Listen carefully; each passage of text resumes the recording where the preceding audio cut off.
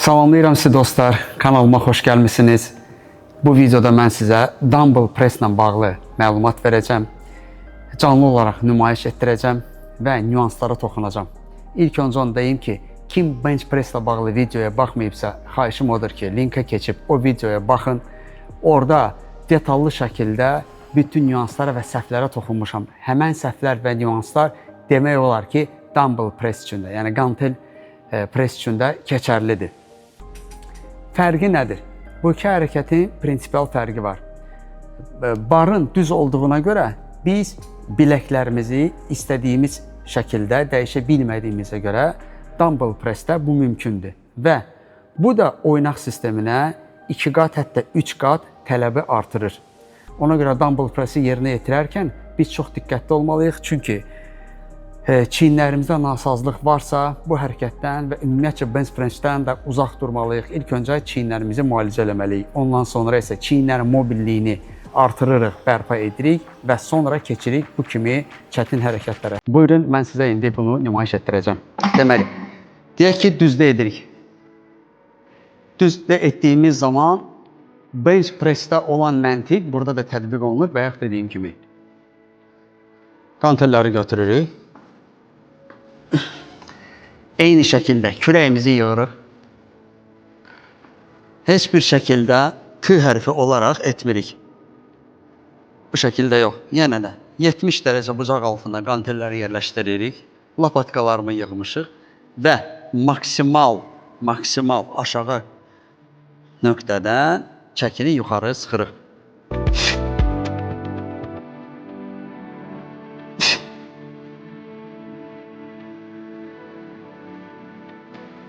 Fikir verirsinizsə, bunu eləmirəm. Bu şəkildə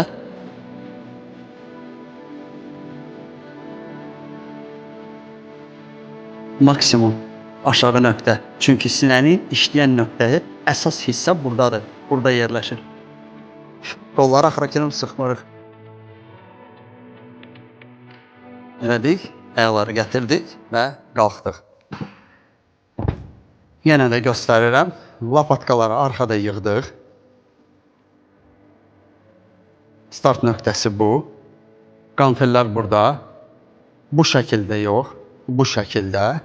Və qantelləri ortaya sıxmağa çalışırıq. Bu şəkildə. İndi isə bir balaca ağırlıq götürərək çəkini qaldırırıq.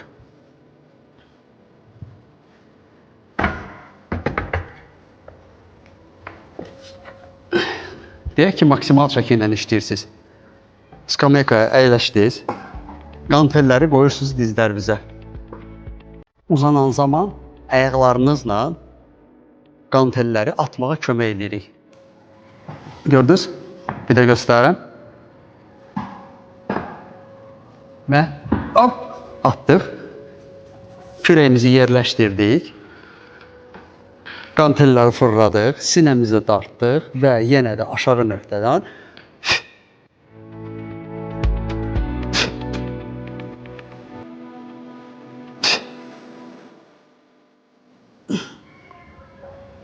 işləyib qutarandan sonra, baxın, ən vacib amillərdən biridir. İşlədiniz, dayandınız, dizlərinizi gətirdiniz və yenə də əyləşdik. Bir də izah edirəm. Qaldırdıq, ayaqları yerləşdirdik, çəkini deyək ki, son təkrarını etdik, qantelləri düzəltdik, dizləri mütləq gətiririk, kömək eləyirik. Hop. Və qantelləri qoyuruq yerə. Daha bir məqama toxunmaq istəyirəm. O nədir? Qantelləri yerə atmırıq. Birincisi, zallarda buna icazə vermirlər. Üstəlik, qantelləri xarab edirsiniz. Və çiyinlərinizi bu halda da zədələyə bilərsiniz. Nə kimi? Deyək ki, çəki ağırdır. Yersiz ağırlıq qaldırırsınız. Çəkini işləyəndən sonra bunu artıq qaldıra bilmirsiniz və çəkini atmağa çalışırsınız. Qantellərini zədələmədən başqa da fikir verirsiniz, çiyniniz nə dərəcədə dartınır burada. Siz qantelləri belə qoyuq ki, yerə qoymağa çalışırsınız, amma yerə qoyduğunuz zaman çiyin nahiyəsini rahatçılıqla zədələyə bilərsiniz. Ona görə qətiyyən belə şeylərdən uzaq olun. Bayaq təkrarladığım kimi işlədiniz, maksimal özünüzə kömək edirsiniz. Və bu şəkildə. Çəkini elə seçin ki, ideal yerinə yetirə bilərsiniz.